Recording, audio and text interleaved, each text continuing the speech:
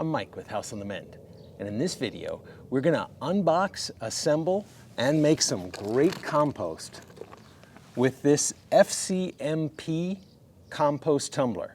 It also goes by the name of Yimby. If you find this video helpful, will you please give it a thumbs up? All right, let's get going. If you break it, he will fix it. If you buy it, he will build it. House on the Mend. So this compost tumbler goes by a couple different names. If you look on Amazon, it goes by both Yimby, which is right here on the box, and it also goes by FCMP, which stands for Forest City Models and Patterns Incorporated. Now, some of the things I want to cover in this video are, number one, the value. Is it worth the money? Number two, unboxing. How is the packaging? How are the items protected inside? Does it show up in one piece or do we have broken pieces? Number three, we want to talk about build quality. I've had compost tumblers in the past and love them, but the area where the frame itself met the tumbler would wear out on that one, and it actually made the plastic expand and it got all wonky and it didn't last very long. So with this one, I'm hoping we have better build quality. And for functionality, we're gonna put it to use once we assemble it, put some greens and some browns, and I'll get to that later in it, mix it just right, get some moisture going inside of it, and let it sit out in the hot Las Vegas sun here for a couple weeks, taking care to tumble it and water it as necessary, and we'll see what we get out of it. So as far as value, if you look on the page for this compost tumbler, you can see that down towards the bottom it compares with similar items, and there are 6 tumblers in total that are listed there, all with different pricing. And you can see that this one is the least expensive item, coming in currently at around $77. It's roughly the same size. You can see 37 gallons, 35 gallons, 37. There's one a little bigger, 43 gallons. So generally the same size. But if you scroll down a little further, you can see that it is currently ranked number 273 in patio, lawn, and garden. And it is number 1 in outdoor composting tumblers. So not only does it have a 4 out of 5 star rating with 2,293 reviews at the time of this recording, but it also is ranking very well as far as sales on Amazon, and that's very important. That shows that the item is popular and that Amazon is suggesting it. So this isn't brand new on the market. It's been going for a couple years and has a pretty good rating. So next, let's get to the unboxing. That's one thing you can't tell by looking at the page on Amazon is how it's packaged, how it's shipped.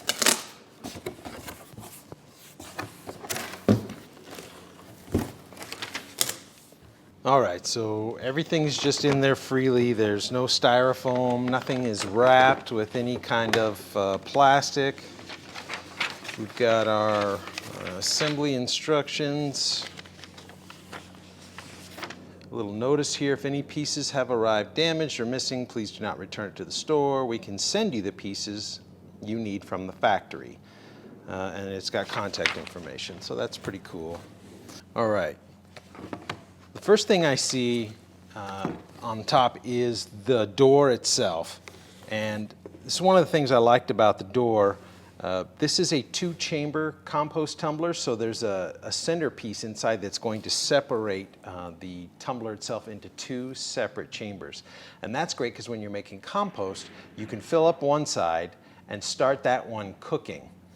And then you can, as you go and you're mowing the lawn and coming up with more leaf debris, more kitchen scraps, you don't have to set it out someplace in the yard waiting for the compost tumbler to finish. Instead, you can start filling up the other chamber. And you can mark those 2 with one side that has the clock, meaning it's ticking, it's processing, and the other one is a plus. So if you're adding to it, or maybe if it's finished, something like that, you can use these little markings to differentiate between the 2.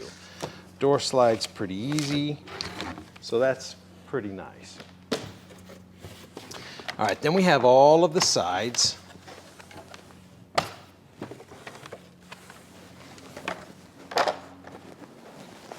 All right, we have a bag of 56 nuts and bolts here, and when I look at them, I don't see that they are nylon coated inside, which means you could ultimately have issues with those loosening on their own.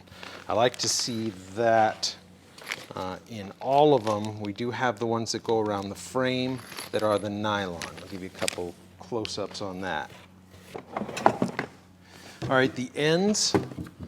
This spot right here is what I was talking about with as far as build quality. This is where the metal bar is going to go through, and all of the weight is going to be resting right on this spot as the unit is tumbled around. And if that's not good quality right there, that plastic will start to give away, and you can end up having all sorts of issues with it getting wonky and eventually breaking.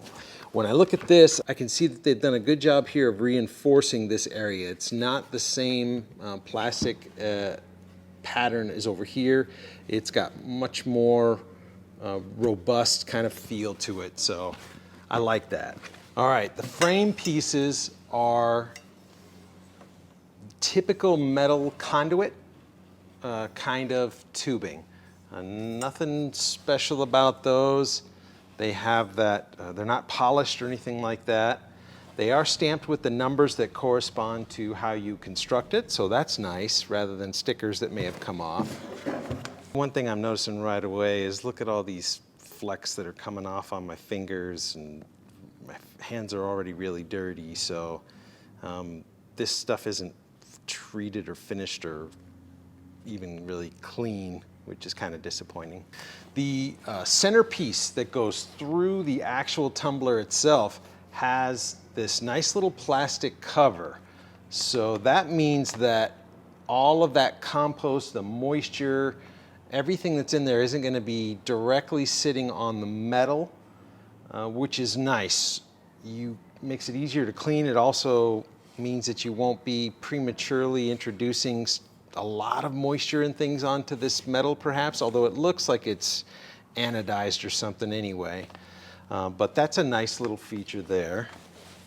And on the very bottom of the box is the center piece here. This is what's going to separate the two chambers of the tumbler. All right, let's lay all this out and then we'll get started with assembly. All right. Before we get started on the assembly, let me point out two things I want to give a thumbs up to Yimby for. First of all, this instruction manual, separate than the assembly manual, but this has a lot of really good tips on what to put in your composter, the ratio of brown to green. All of this we'll get into a little bit later, but I really liked the amount of advice they gave you on how to start and be successful in composting, and their recommended way for getting the finished compost out of the tumbler. We'll try that later on. So good job on that. Second thing, both of these nuts here are each 3/8 of an inch. I do a lot of assembly work for Amazon customers, and I love to see thoughtfulness like that. So another thumbs up for them. All right, so the first part of the assembly is assembling the frame itself. And they want you to start with the C and the D side on their long sides, not their short sides here. See, sad face is short, happy face is the long side. So we'll put those right in together. You can see the holes line up. We take this screw here that's got basically a Phillips head. It's kind of like a square drive and a flat head, or Phillips works in it as well, so that's interesting. And then we take this little nut and let's start threading that right on the bottom here. And then for the purpose of the camera, I'll put 3/8 on that side, Phillips on that side.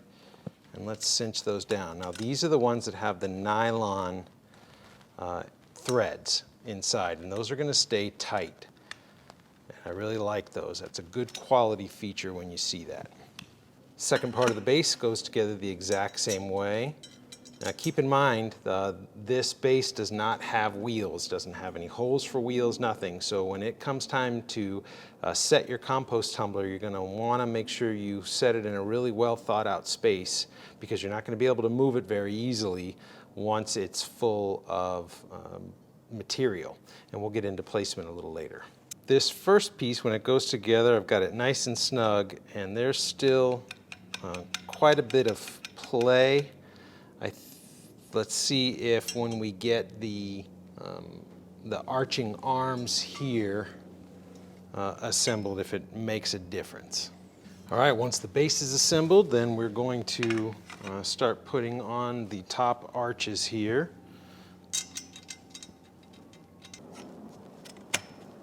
Go.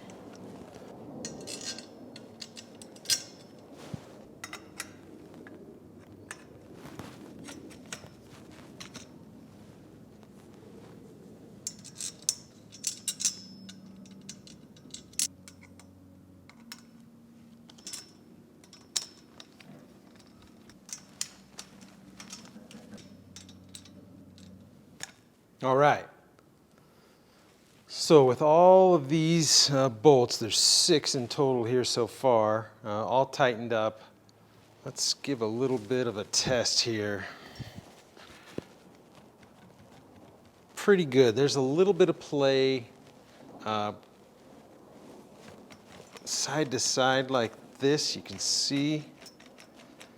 But once we bolt in the crossbar, that'll probably cease that, so not bad. All right, next we're going to start putting this rod through all 3 sections of the tumbler here. We're going to slide the rod right into that section. Here's one of the separators. Then we get this center piece going right down there. And this one on top. And it should look something like this. Now we can pick it up and we can attach it to the frame. So here's a little tip. Have this screw already going through this upper support rod as you set this down into place, and that way it won't fall off one way or the other.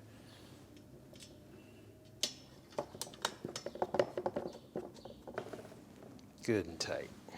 All right, we're getting ready to put our sides on, and one thing you really want to watch out for is that these vents on both sides are aligned with each other. You don't want one here and one somewhere else because they need to be right up top where the door goes. That way you get proper air circulation, ventilation, and you don't have them down at the bottom where they can get clogged and moisture can leach out from that side. So very important to line those up on both sides.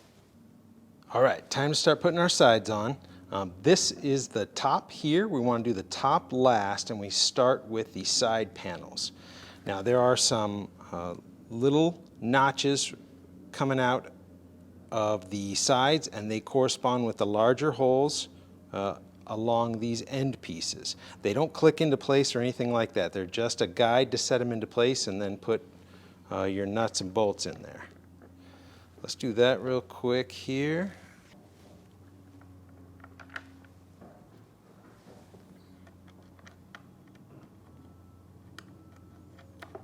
Now I'm just doing these finger tight for right now. I'm going to come back and tighten each one.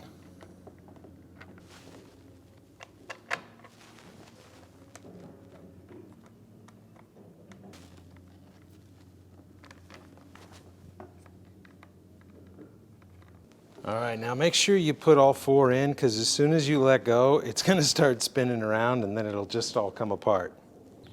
Now here's a little tip. If you don't have Loctite to keep these nuts tight that don't have the nylon threads, just take a little bit of nail polish and paint it right on the threads here before you put the nut on top of it. And once it dries, it'll hold those screws together really, really well. Now as you're going along installing these panels on the sides, make sure that this centerpiece is clicking right into this groove here Otherwise it's going to slide and come off later on. All right, so as each panel goes on, you slide the next panel underneath and it clicks right into these two spots here, just like that. And then you bring it up and put it right into place. So the most tedious part of this assembly has to be putting in these little nuts and bolts here. Every single panel has 7 of them. All right, finally ready for the last panel, which is the door. So we're going to slide it under here so it links right to these two spots. Boom, just like that. Fits good. Now we're going to remove the door just by sliding that off so that we can get to all these screws. Just like that. All right, slide the door back on here. Let's give it a spin test. Oh yeah, that's pretty smooth. That's like The Price is Right. All right, so the next thing we need to do is fill our compost tumbler. So the instructions that come with it give a great description of the ratio of brown to green material, and also breaks down what brown and green material are. If you've composted before, you know green material is going to be your kitchen scraps, it's going to be grass clippings, also coffee grounds are considered a green material. Your brown material is going to be basically leaf debris. And that gives you a good mix of nitrogen in your green material and carbon in your brown material. So the tumbler company recommends a 1 part green to 2 part brown ratio. And that will keep your mixture inside from getting too moist with the moisture-rich green material. And that hopefully will prevent any rotting going on and odor. So we've got a couple evergreen trees that give us leaf litter all year long. And we're going to combine that with some fresh cut grass clippings. Yeah, now we got plenty of grass clippings and leaf debris for our green and brown mixture. All right, so I decided to set the compost tumbler out here where it gets afternoon, full afternoon sun. You can see perhaps the shade line right here. It's about 2 o'clock in the afternoon and we're getting plenty of sun. So we're gonna get sun almost all day on here, really heat up the composting process. When you set your compost tumbler down, you want to make sure that it's level. It doesn't have to be critically level like a countertop or something, but you want it to be good enough that when you tumble it over the next couple weeks, that it's not starting to accumulate on one side. I find that the juices and things start rolling out of these little slits on the sides of compost tumblers if it's not pretty level. So this one's just right. All right, so now it's time to slide off the door and fill our chambers. Now, this is brand new, so we're gonna fill 2 chambers at once and start them both cooking so we get plenty of good fresh compost in a few weeks. So remember that the ratio that the instructions said was 2 parts brown to 1 part green. So if you figure this is a 37-gallon container, that is roughly 18.5 gallons per side. And let's use this 5-gallon bucket as an easy way to do our ratio. We'll use 3 buckets total for each side, meaning theoretically 15 gallons on each side. So we'll use 2 parts brown material to 1 part green material on both chambers. And that should give us a pretty good start. So without further ado, let's get our brown material going in here. Now, if you can stomp this stuff down and get it even more broken down, it only helps to hasten the process. Weed whackers do a really good job with that if you stick them in the garbage can and break up your leaves. These are actually pretty small leaves coming from this tree, so they're already doing a pretty good job of breaking down. All right, there's one.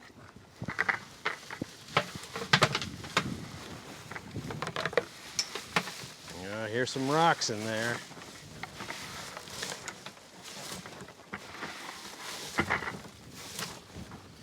Well, I'll tell you, these openings are fairly small. Even this small 5-gallon bucket is getting a lot of spill over here. That was about this much, wasn't it? Let's try filling this one. Oh, that doesn't work any easier. Just grabbing a pile. Ah, that's messy. All right. Well, that one bucket full is, you got to work it around the center tube here. Yeah, that's about a third. I think that'll be a good ratio for us. Let's put our grass in next, and then we'll finish off with another layer of brown. How about that?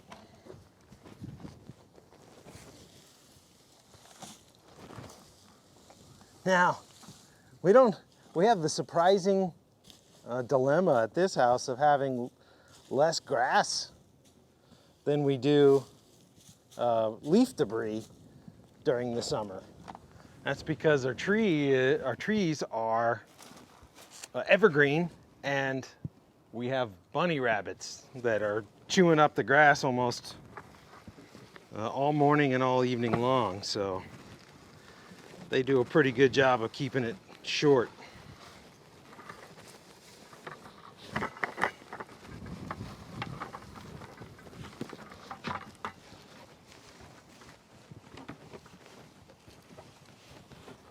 All right, I'm working it around that center pipe, and that's doing good. That's about 2/3. So this ratio is going to work out. All right, I will say, if you're going to be doing this on your patio or any place and it's at all windy like it is today, it's going to make quite a mess with these small little openings. Let's just try doing little handfuls like this. Now, when I come across things that obviously aren't going to break down, like these really woody seed pods, if we're using kitchen scraps, the grapevines, once you pull all the grapes off, those don't tend to break down for me. They just get brown and stay just like that, and I end up picking them out of the finished compost. So I avoid really hard woody stuff that I know isn't going to break down.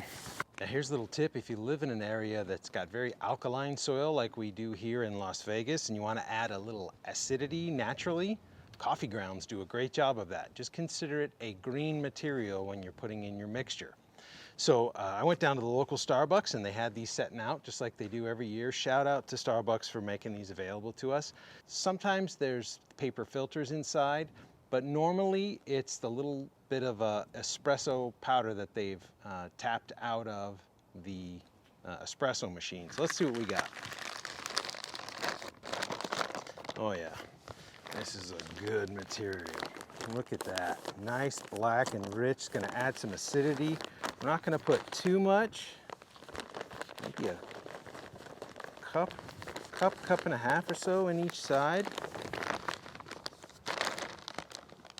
And when we blend that in, that'll be a nice little extra bit to cut down on the alkalinity and give our plants some good acidity.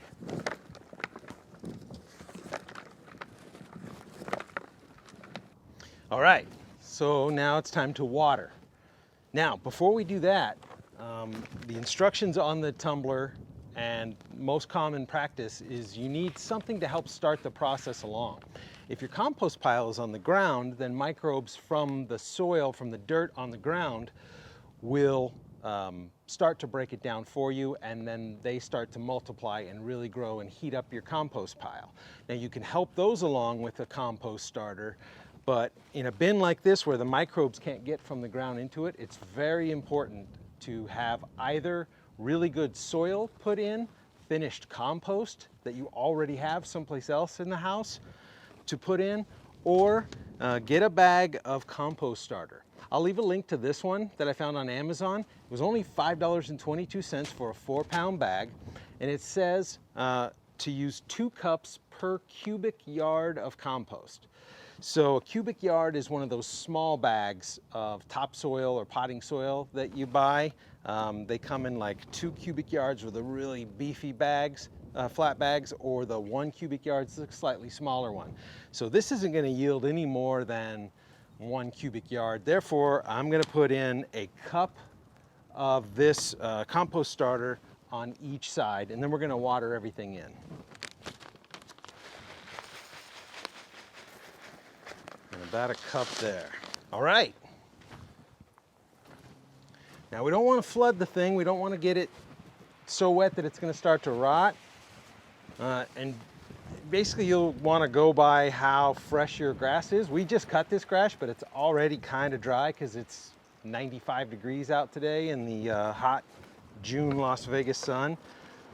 So I'm going to water it in pretty good. If you go too much at once, I found they kind of pour out of the bottom. So give it a little to start with, and we'll spin it and we'll put some more in. I really want to get it moist, but you ever notice when you do like a planter that if you put too much water in at once, it finds its path of least resistance and just immediately starts pouring out like that? So let's tumble it a little bit so we don't lose those microbes and lose all that water.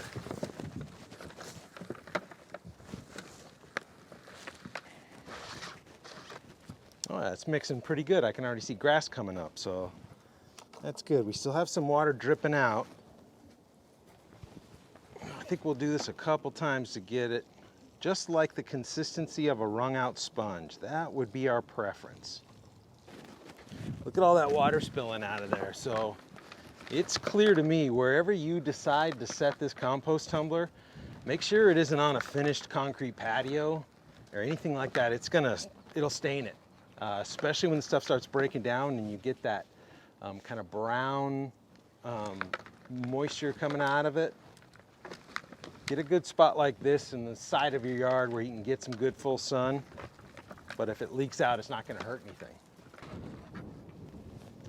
That looks pretty good. Yeah, I like that. Come on over here, tell me what you think. Yeah, doesn't that look pretty good?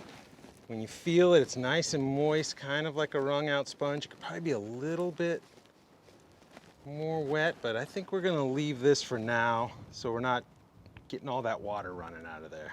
Okay, let's put the lid back on.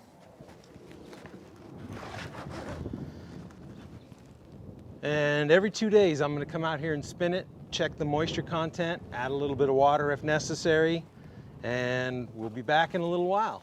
All right, weeks of tumbling and watering and tumbling and watering. Let's see what we got.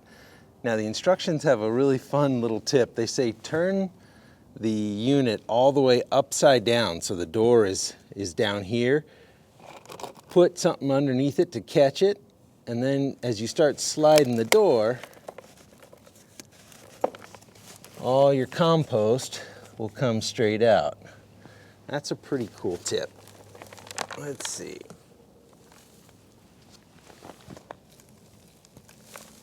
Kind of a messy way to go.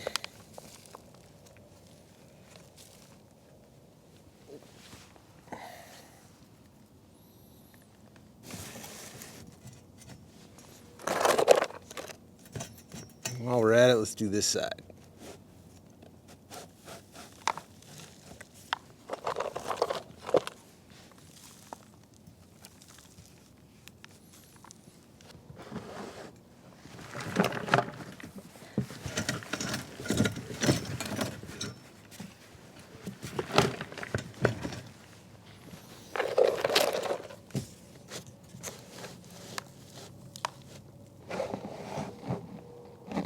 All right, let's take a look at it here.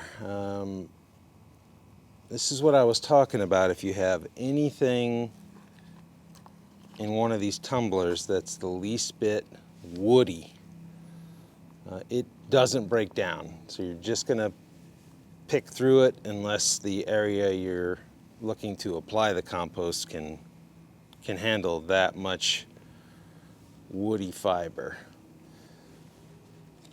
But what we do have in here is really nice and black, just beautiful. Especially compared to raw Las Vegas soil that is bleached out from ultraviolet light and lifeless. Really nice. Well, let's go spread it in the garden. We've now had this compost tumbler for 1 year, and it's still referred to by both names in the Amazon listing, but the price has gone up to around $106 as of July of 2020. Let's go over the pros and cons. First, the pros. The build quality is excellent. I've had no signs of wear around the center of the tumbler where it meets the crossbar. Other than a few parts of plastic which have faded, the overall body is in great condition.